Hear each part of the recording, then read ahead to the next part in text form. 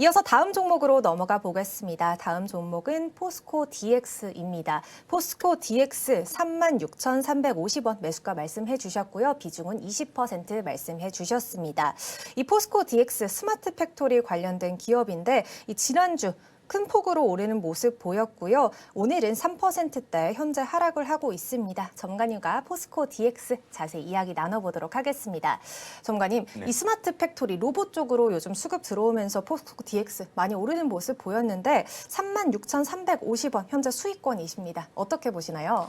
일단은 포스코 DX의 경우는 스마트 팩토리 플러스 로봇에 대한 모멘텀으로 주가가 상승을 했다라고 생각을 하시면 될 것 같고, 참고로 저희도 포스코 DX를 들고 있어요. 일단은 3만 원대에 매수를 해서 지금 보유를 하고 있는 모습인데, 이전에 주가가 4만 3천 원대까지 올라갔었잖아요. 그 이유를 확인해 보게 되면 과거까지 보시게 되면 될 것 같아요.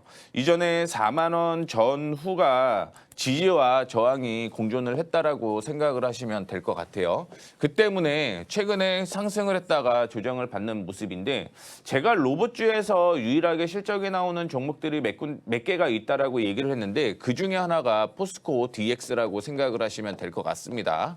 다만 단점만 먼저 하나 얘기를 해드리자면, 포스코 그룹 내의 스마트 팩토리인 거잖아요.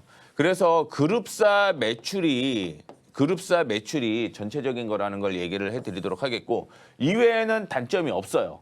자, 그리고 두 번째는 호재를 말씀을 해드리자면, 역시 포스코 그룹 내에서 스마트 팩토리를 만들기 때문에 흑자가 지속되고 있다는 건 상당히 긍정적이다라고 볼 수가 있을 것 같습니다.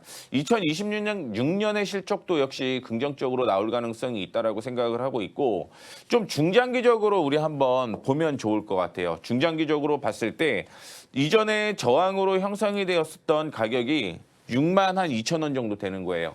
6만 2천 원대까지는 상승 여력이 있다라고 생각을 하시면 될 것 같고요. 일봉상으로 한번 보도록 하겠습니다. 지난 목요일 날 상한가를 기록을 했어요. 상한가를 기록을 하고 거래 없이 도지가 형성이 되었는데, 일반적으로 제가 방송을 조금 보신 분들은 계시겠지만 도지가 형성되게 되면 일반적으로 윗꼬리에서 움직일 경우는 추가 상승이 이어질 가능성이 높다라는 걸 얘기를 해드리도록 하겠습니다. 그런데 아랫꼬리에서는 하락을 할 가능성이 있어요. 그러면 도지의 저점을 이탈을 하지 않으면 주가 상승 여력이 있다라고 생각을 하시면 될 것 같은데, 우리 조금 러프하게 말씀을 해드리자면 4만 원을 이탈하지 않으면 이 종목은 추가적인 상승 충분히 이어질 가능성 높은 종목이니까 참고해 주시면 좋을 것 같고요. 더 많은 내용은 제가 아래에 보시게 되면 공부방 참여하는 곳이 있습니다. 공부방 참여하셔갖고 다양한 종목들 계속 분석해 드리도록 하겠습니다.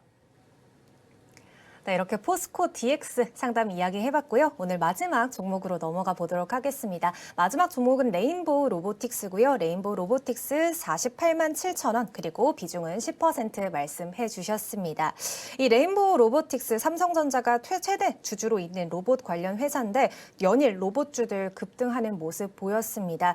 앞으로 어떻게 전략 세워보면 좋을지 전문가님과 이야기 나눠보도록 하겠습니다. 레인보우 로보틱스도 역시 상승 추세가 지속될 가능성이 있어요. 다만 이전에 역사적인 고점이 53만 1천 원이었잖아요. 이 53만 1천 원을 돌파를 해야지만 추가적인 상승이 이어질 수 있다는 것 참고를 해주시면 좋을 것 같고요. 일반적으로 역사적 고점 부근에서는 조정을 받게 돼요.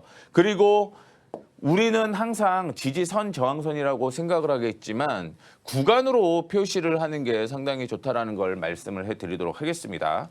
현재 레인보우 로보틱스의 경우는 박스권의 흐름이 이어지고 있다라고 생각을 하시면 될 것 같고요. 박스권의 저점이었던 42만 원을 이탈을 하지 않는다라고 한다면 우리는 끌고 간다, 이렇게 생각을 하시면 될 것 같아요.